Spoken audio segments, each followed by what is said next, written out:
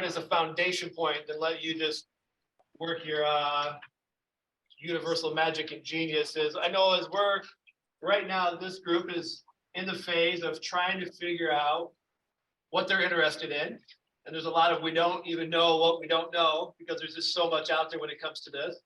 And in particular, trying to wrap our head around the 3 habitats of Moon, Mars, and transit on top of that. So I was wondering if we could queue up at least some of the conversation, and you can take it any way you want to go in terms of maybe some similarities and differences or things to think about with those habitats while we're trying to figure out what in the world we want to do in terms of creating a solution to a problem that we may not know we want to do yet. Okay, yeah, absolutely. So let's start. I think let's start with some foundational kind of stuff. So let me see if I can. All right, can you guys see the moon with the Artemis? Yep. Yes. Yeah. Yeah. Okay, cool. All right, so as living things, as people who are alive and kicking and doing, you know, stuff, we're looking at 3 different places. So the moon, which you can see here with the cool Artemis symbol. Then there, oh, it's being weird. Mars, which is the purpose of the Artemis program, is to learn how to go onto Mars. And then we have a transit vehicle that will get us from one place to the other. As we are going to be on the moon long term, we're actually developing something called the Gateway, which will orbit. And you can see that. Oh, shoot, no, now it's gonna be weird. Stop it. So we're apparently just going to look at Mars. So, so there's an orbiting platform that will go around, and we're thinking about that for Mars as well, probably. What that allows us to do is to be on a platform and then go down to any part of the surface that we want to. One of the limiting factors of building a surface colony is you are limited then to how far you can go with supplies from that place on the moon, on Mars. So if you want to, and if you're wanting to explore a lot of the planet, it's maybe a good idea to not be on the planet all the time, so you can kind of go down to any part you want to instead of having to drive on the surface. So that's a thing. But there are basic things that we all need to survive, irrespective of where we are. Can you guys think of any of those things? There's 3 in particular that I'm thinking of. I see a green shirt in the back with your hand up. You said food and water.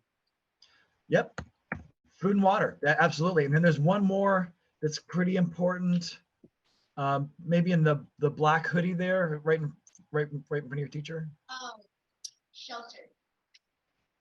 Boom, there they are, food, water, shelter. If I have food, water, and shelter, I can survive pretty much anywhere. It doesn't matter if I'm in the desert. It doesn't matter if I'm in the Arctic. It doesn't matter if I'm in the middle of a city. If I've got food, water, and shelter, I can survive. Now, as people, we don't want to just survive. Has anybody ever seen the TV show Alone? Great show. Nobody? Oh, one person back in the back. Okay, so this is made up of survival experts who pretty quickly figure out food, water, shelter. But then there's other things that come into play that we have to think about. So if I'm building an environment like a city or something, I want to think about more than just surviving. I want to think about thriving. I want to think about how can people be successful there for a long time. And there are 6 pieces to making this work that we call infrastructure. Infrastructure is all the things around you that make your place habitable and makes you successful living there. So that should look familiar, right? Got to have food. So it doesn't matter if we're talking about a hut in the middle of the Arctic or your house in the city. You still got to eat. We need food. But how we get that food is very different depending on where we are. If you're in a campsite and you're hunting your food or something, that's one thing. But if you're in the city, you're not going outside and whacking squirrels in the head with a stick, right? So you go to like a grocery store. Well, that grocery store didn't go outside and whack a squirrel in the head with a stick. There's a whole process to get that food there. And we have to grow on a large scale. We have to have animals on a large scale, like all those things. Water is still an issue, but you're probably, again, you're probably not going outside your back door, dipping your bucket in the stream behind your house and bringing that in and using it as water. You turn on a faucet so that water has to get to your house. And then you do horrible and awful things in that water, in the potty, and then that has to be cleaned up, and we have to use that, and we have to do all that kind of thing. We have to be able to get you from place to place and get the water from place to place and the food from place to place and all of the couches and desks and books and all the things that we need. And that's all called transportation. Then anytime you have people in a group, we have to be able to communicate. So in your school, you have the announcements in the morning. You have your teacher that's standing there telling you things. Now you have somebody right now who's sitting in Houston, Texas, having a conversation with you. This is all part of communication. Public health includes the obvious things like having an ambulance, having hospitals, having doctors. But now we also think about the education part of that. Understanding the importance of vaccines, understanding the importance of eating correctly, the importance of vitamins and nutrients and all of those things. That's all part of public health. Helping you with things that might be bad for you, like, don't smoke unless you're on fire, that kind of thing. And then energy is whatever it is that keeps all that moving. So that's electricity, but it's also fuel for your car. It's anything that goes to make something else run. Any questions about any of those 6 things? Okay, so again, if I'm going to be on a transit vehicle or an orbiting platform, if I'm going to be on the surface of the moon, if I'm going to be on Mars, doesn't matter. I need these 6 things. So your design has to include all of these things, irrespective of where you are. You have to have a way to get food sustainably, get water, purify the water, move things from place to place, send information from place to place, keep people healthy, and power it all somehow. Now, how we do that is the part that we're going to talk about today.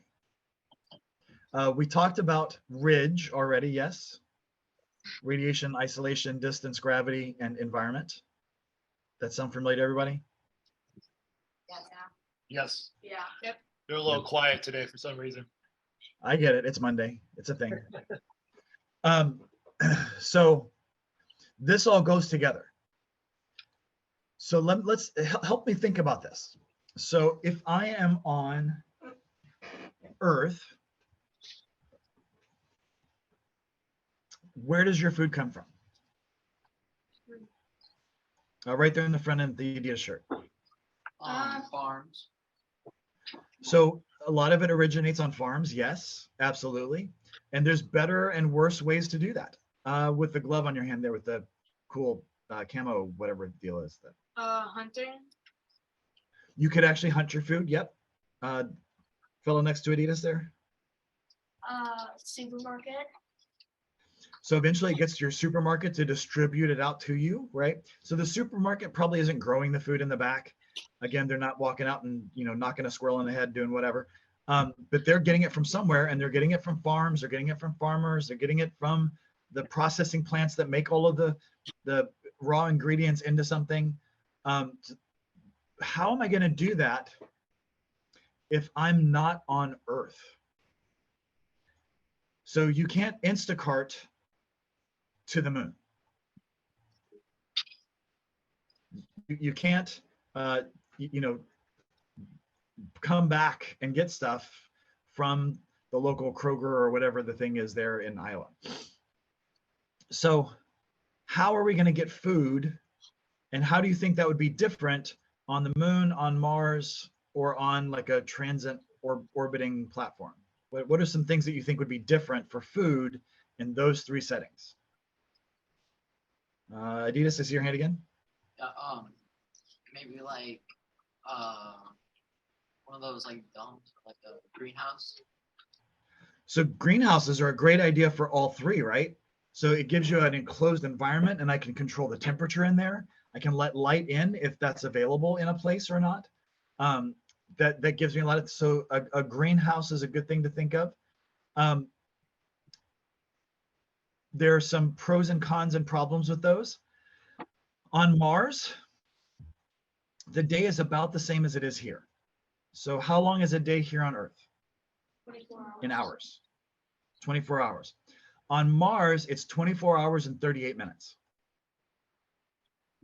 So plants that have habituated to our daylight darkness cycle are not going to have a lot of trouble on Mars because it's only 38 minutes difference.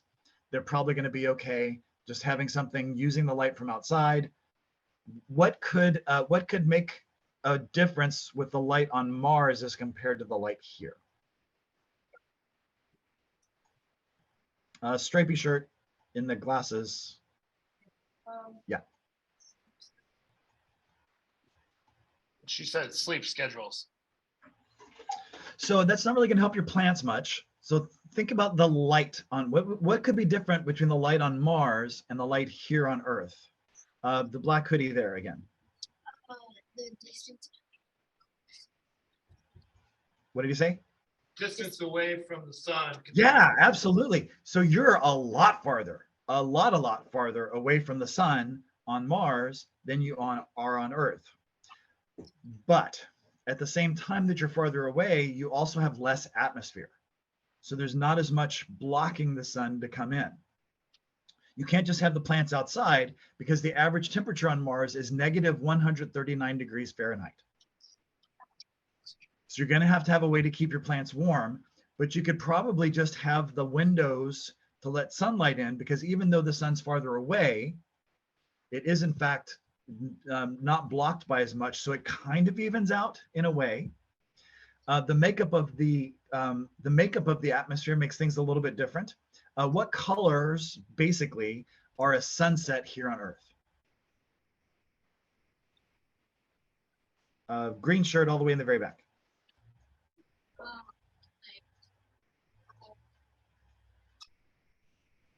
Purple, blue, and red.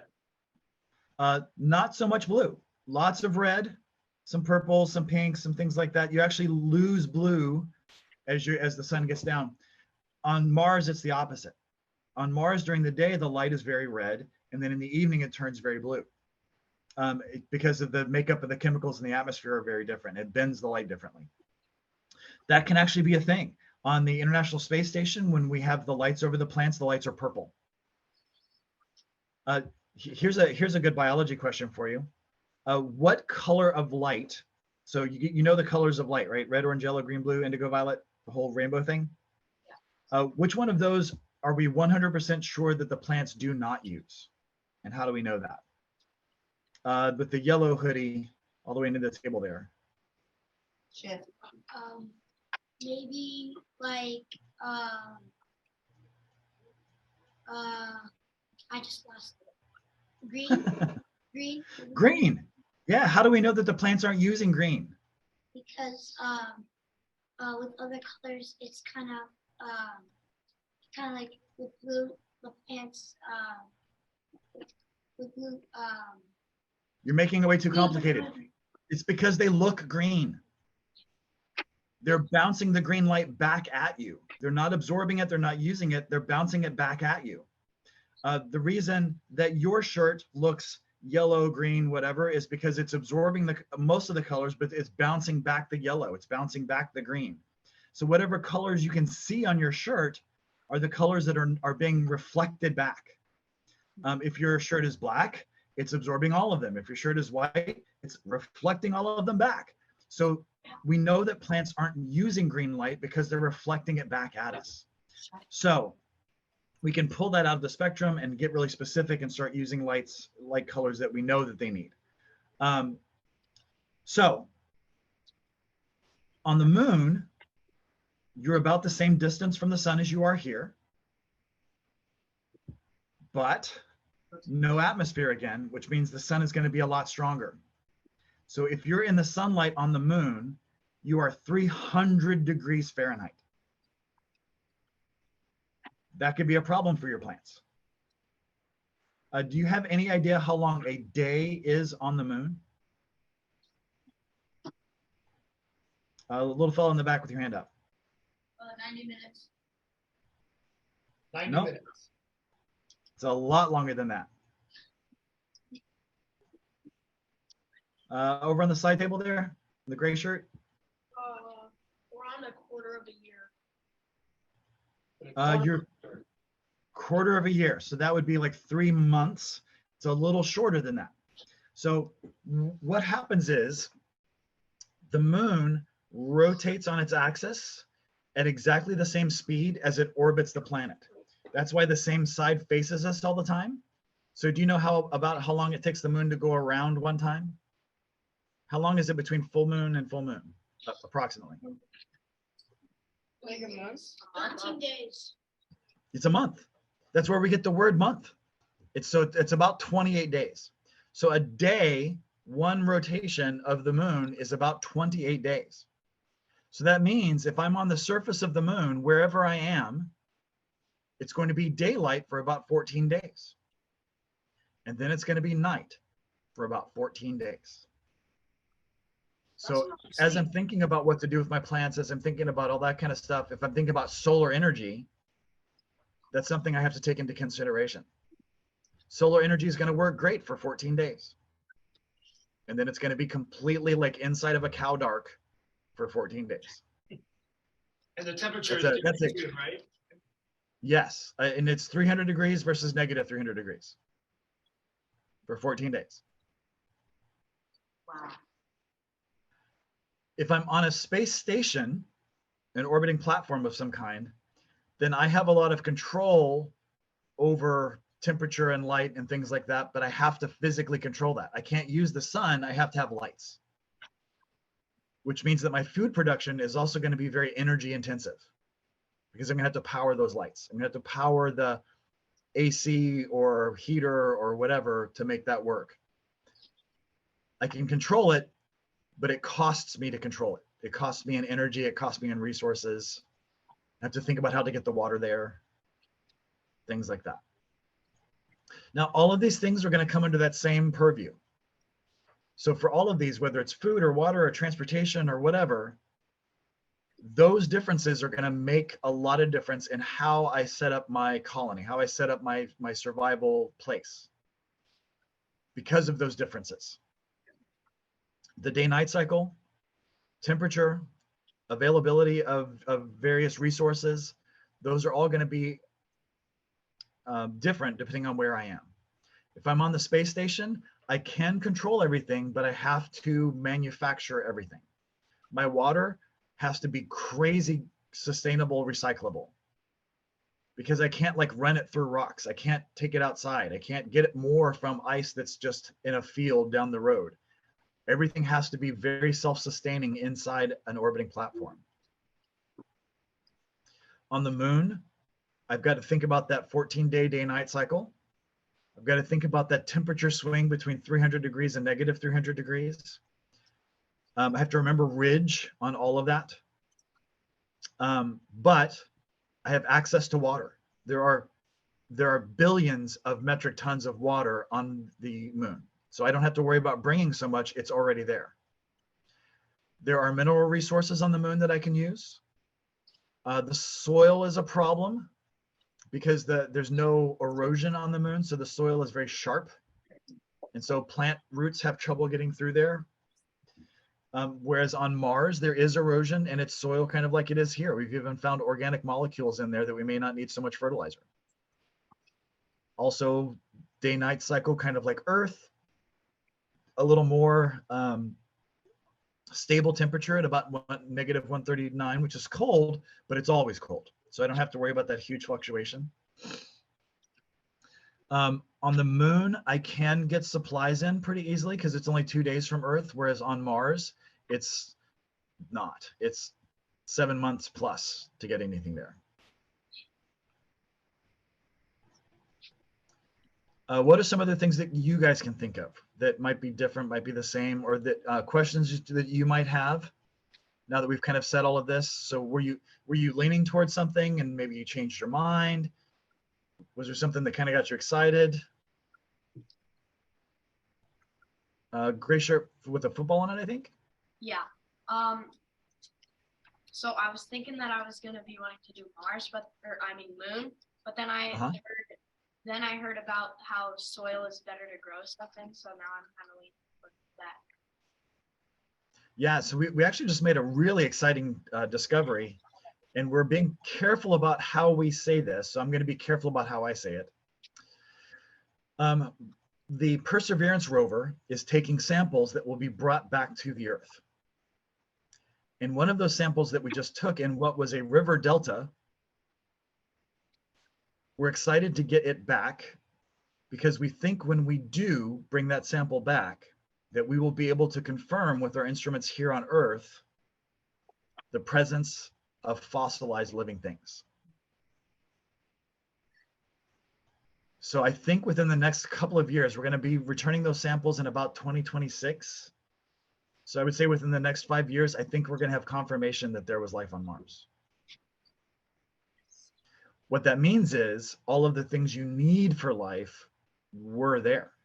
So all those nitrogen in the soil, all the things that the plant needs, I think are going to be there. And that's super helpful.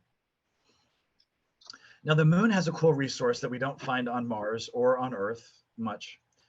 It's a particular element. It's helium-3. So it is an isotope of helium that we can split apart for nuclear fission, the same way we do uranium here.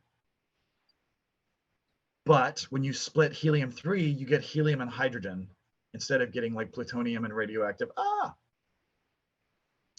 And there's enough energy in one shuttle load of helium-3 that you could power the entire United States for a year. So it's an incredible energy resource, and there's a lot of it on the moon. Now, we're not thinking about bringing it back here on Earth and doing something with it here, but we are going to use it there to power things like our factories, to power stuff. So that's an option that you have that you wouldn't have on the moon and you wouldn't have on board a spacecraft. So each one has cool things that make it a little different. Yeah. So Stephen, we were doing some opportunity mapping before our call, and we had the kids write a bunch of things down on Post-its of questions just in general, trying to see where they are interest-wise. And there's a huge cluster around the concept of, I'm just going to call it food. That would include livestock and plants and all that type of stuff. And so one of the kind of the reoccurring questions from there is like probably twofold. One, what are some ways in which we could consider getting plants and animals and things like that to the moon? And then two, like, what are things we should consider like to sustain? And some of these, it could be their actual investigation they go into, but a lot of questions just around that concept that, you know, they may not be thinking about as an interest area. Some, obviously there are, it's probably the most Post-its we've got, but yeah, there's a lot to that, I know, but just there so is. I for them to maybe process. So a couple of cool things and a couple of things to think about. So to get 1 pound, and we've mentioned this last time, I think, to get 1 pound of materials to low Earth orbit cost about $10,000 in resources. So you're not going to want to take a cow that weighs like a ton to space. That's just not going to, the cost benefit to do that is not going to make sense. You can take animals, but think about animals that you could take as fertilized eggs. So you could take fish eggs and even fertilize those once you get where you're going and hatch fish. I would look up hydroponics, which is growing plants using fish. So water gets cycled through the fish.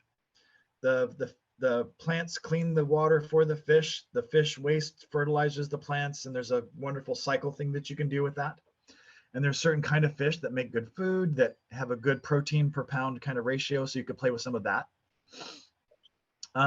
Birds, so chickens, turkeys, pheasants, whatever, because you can take fertilized eggs and incubate them on the way so that you're taking less material.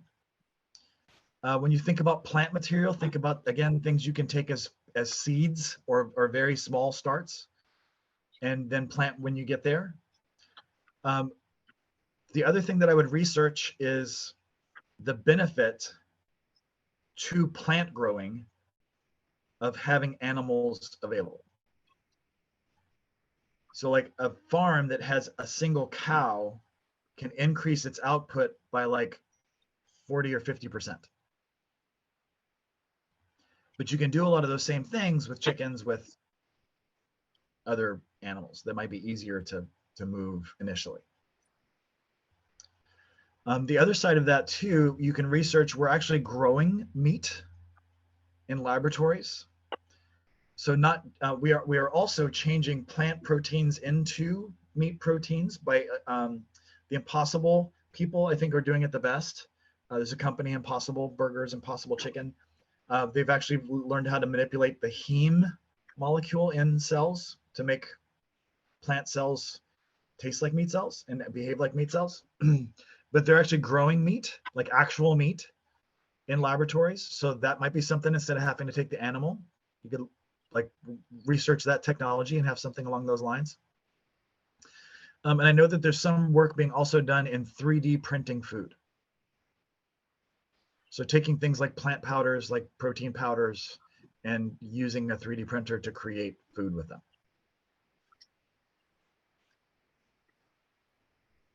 Those are all the kind of things that we're looking at. And you want to really pay attention to not only what's going to be nutritional, but what's going to taste good. Because food isn't just fuel. Food also has a whole social aspect. And if the food doesn't taste good, you're not going to be excited about eating it. So you're not going to eat as much and you're not going to get the fuel that you need and all those things. So make sure you're thinking about that as well and looking into that. New thoughts or questions as Steven's sharing some of these things that maybe you've considered or maybe you haven't considered, and now your gears are kind of turning in lots of directions. Yeah, what do you got? Why would it take you from 2022 to 2026 just to get a few samples? Oh, for the samples to get back, we need to have a vehicle on Mars that will be able to grab those samples and then like lift off from Mars and fly all the way back here. So we've got the rover there taking the samples and packaging them so that the next step can take that sample, load it onto something like a rocket that will then take off from Mars and come back here. So it's way more complicated than it sounds, trust me.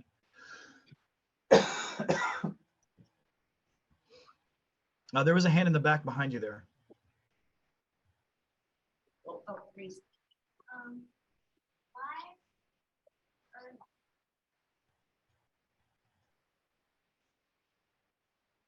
are Our question is, why isn't Earth enough? Why do we need to go to the moon and Mars? Oh, that's a great question. So a part of that answer is that we've not done a good job taking care of the Earth. And so the Earth is struggling to sustain us right now.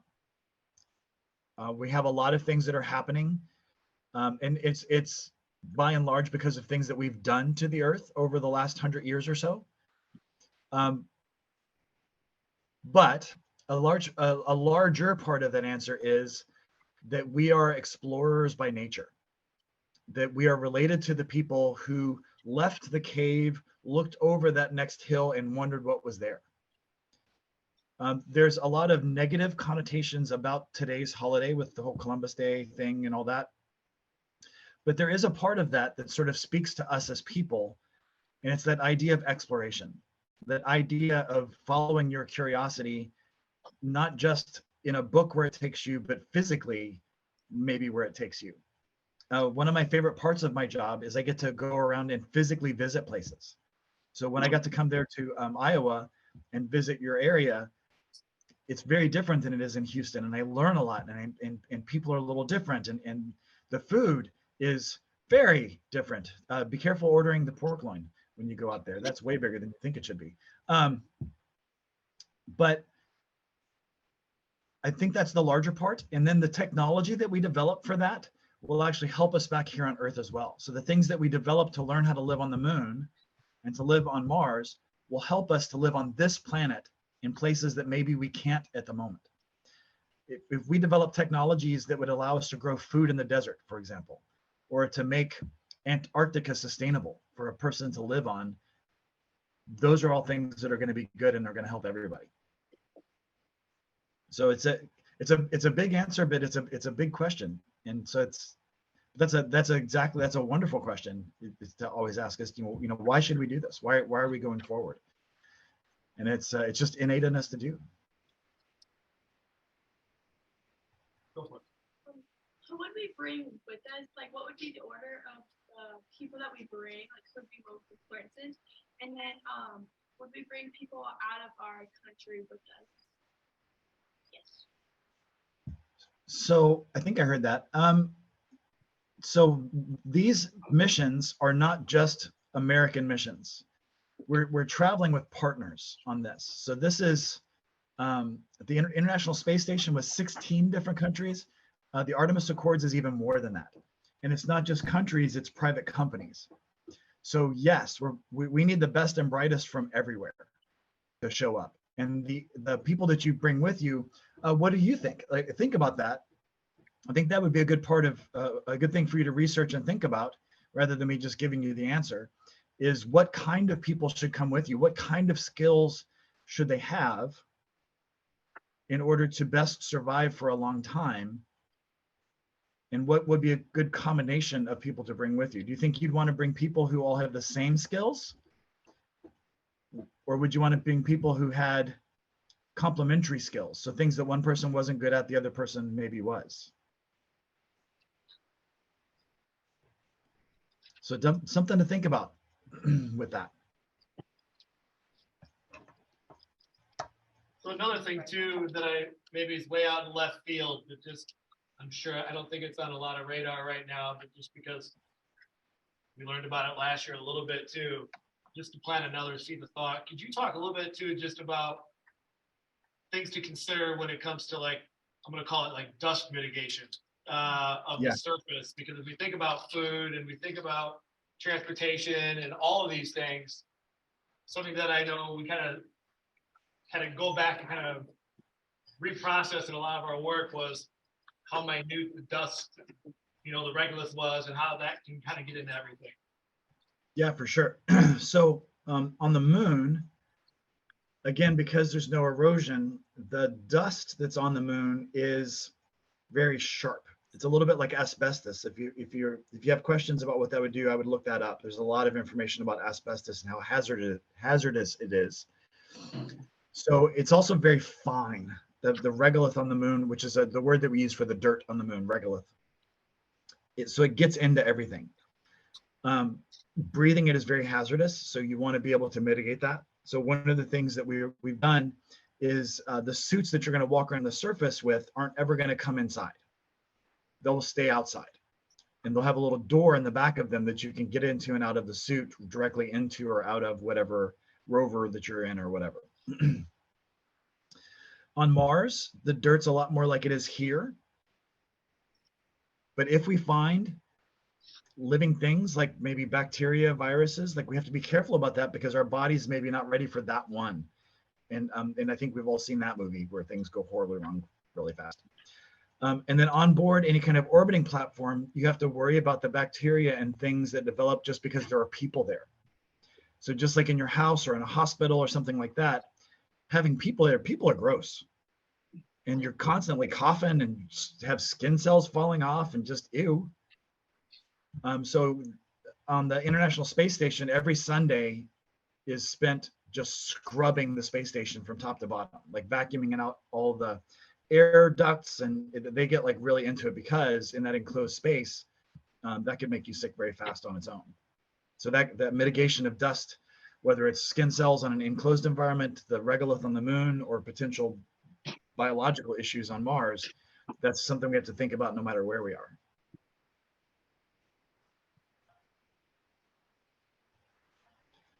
One thing I would say, too, kind of going back to that idea of who do you bring. One thing that NASA really likes is people who aren't one-hit wonders. So people who aren't just good at one thing, but rather are interested in and can do a lot of different things.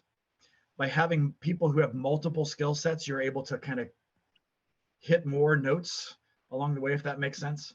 So for example, I have 5 degrees and they're all in different things. And then in addition to the things that I have degrees in, I've also studied things on the side that I'm interested in. So in addition to working for NASA, I'm also a CrossFit coach, and I'm also a nutrition coach. I also have a background in a lot of other things as well. So having people who can do a lot of different things in any kind of situation like that is always going to be beneficial.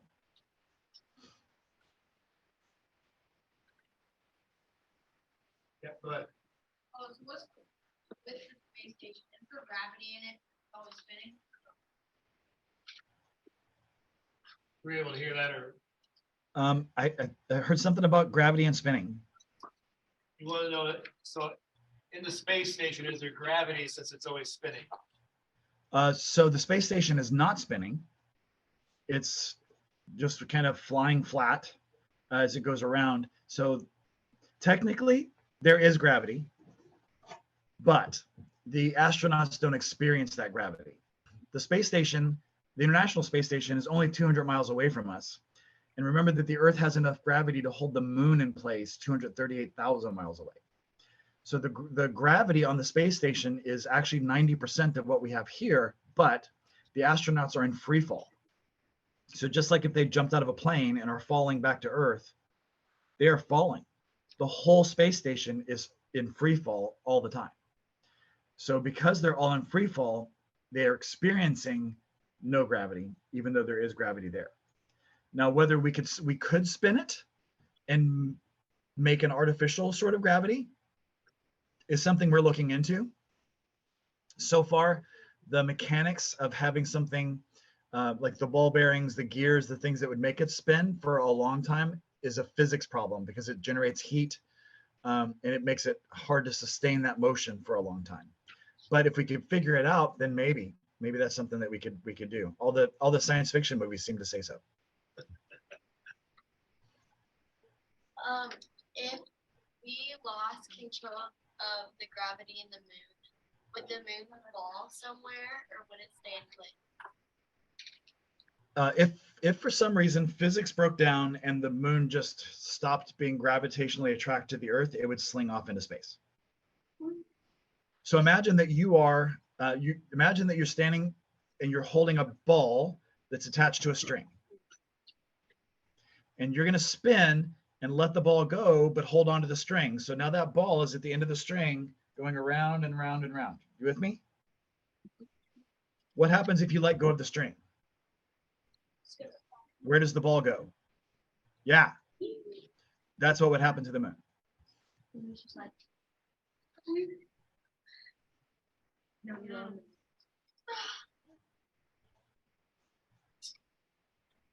Well, now you got some questions going here. Why don't you go ahead? If how do you breathe with gravity off? It's like astronauts, like even though they're floating, like in space. How do they breathe? Yeah, like in the space station, you know how sometimes astronauts float. How do they? Does that gravity like taking them? So the astronauts are floating all the time on the space station because they're all in free fall. Now that has nothing to do with whether you're breathing or not. So you don't breathe because there's gravity. You breathe because there's air. So as long as there's air, whether you have gravity or don't have gravity, you're still going to be able to breathe.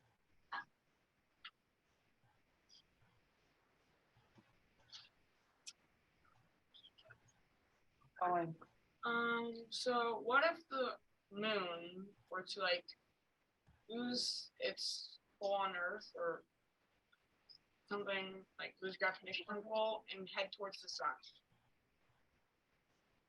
Okay, so let me back up for just a second. So there's not like a battery that's powering a magnet that's holding the moon and the earth together. Gravity is, so imagine that I have a cloth. I've got a stretchy cloth, and I put something heavy in the cloth. What is, oops, and I drop it. Oh my God, I dropped the moon. Anyway, so if I'm holding the cloth and I put something heavy in it, what does the cloth do? It sinks down where the thing is, right? That's what gravity is. So space is literally like a fabric. It's like a stretchy fabric. And anytime there's something heavy in it, it dents the fabric, and that dent makes things fall into the thing that's making the dent. And that's what gravity is. So if something's sitting on that cloth, it's not all of a sudden just going to not make a dip, because that's not how it works. So don't think about gravity like a magnet, or like electricity or something. It's not a force like that. It's something that happens because of a bend in the fabric of space-time. But if for some reason, I don't know, that was again, physics goes haywire and all of a sudden there's no gravity thing, then it would depend on where the moon was in its orbit, whether it's slung towards the sun, or slung towards just deep space, or slung towards the earth, or slung towards, whatever. But if it was to hit the sun, it would just burn up and go away. But again, these are things that physically just aren't a thing. Like that could never happen. Ava. So what they were pretty much with COVID. Pretty sure. So on space, like, would it happen in space too? Question is, could something like COVID happen in space? Yeah, as long as there's people, we bring germs with us. So before astronauts go to space, they're quarantined for like a long time to make sure that any diseases that they have run their course, so that they don't get sick while they're in space, and they don't make other people sick while they're in space, because you're in enclosed environments and you're recycling the air and you're recycling the water and you're recycling all the stuff in there. So if one person is sick, everybody's going to get sick. But we keep that clean and we keep them quarantined so that before they go up, we make sure that they don't have any of that stuff.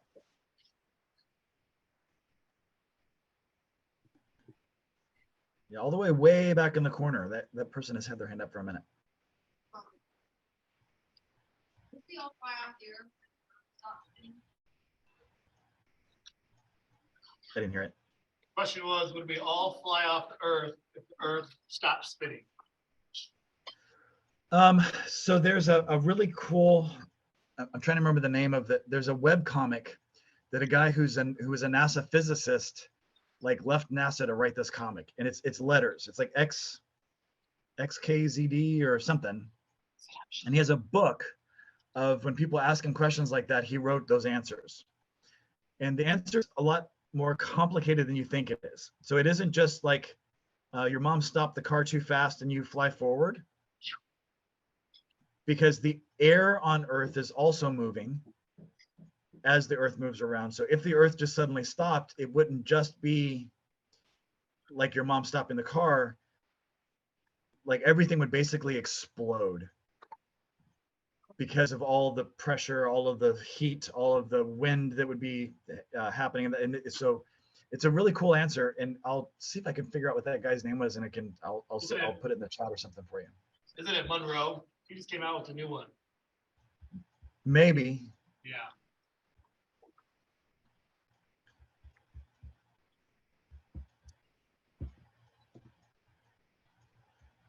But go ahead with your next question. I can multitask.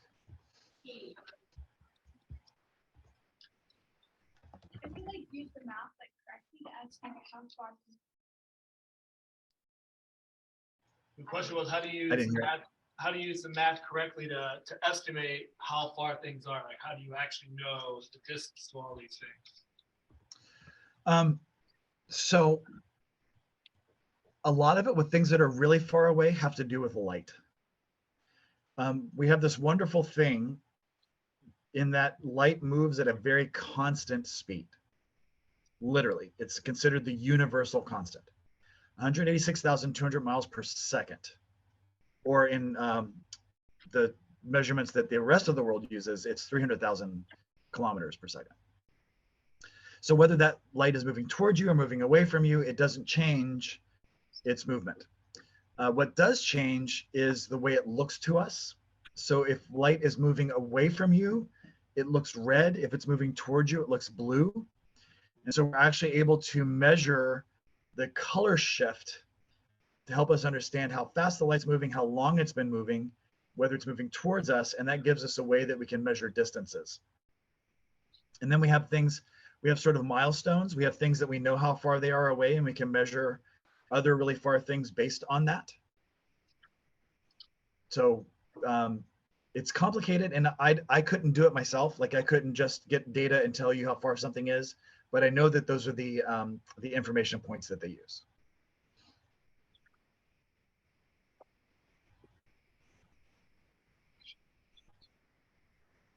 Yeah, so the blog is called XKCD, and the guy's books are just called What If. Awesome. Well, Stephen, I appreciate your time. I think we've got a lot of good stuff here to think and process and debrief. We've Okay. also got some research we need to go back and dig in and make sure we understand some of these terminologies and things as well as we continue to explore. But we really appreciate your time. As always, it's always enlightening, and we've got lots of new information here that we're going to break down and clean up some of these things here as well. And then we look forward to touching base with you again. I believe it's next week on looking at some other elements. Maybe it's in 2 weeks. I can't remember. We got it on the calendar. Yeah. But Next week, Thursday for sure. Yep.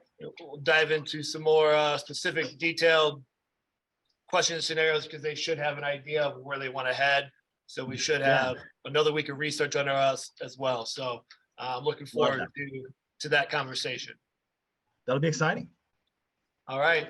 Well, as always, thank you so much. Can we guys say thank you to Stephen?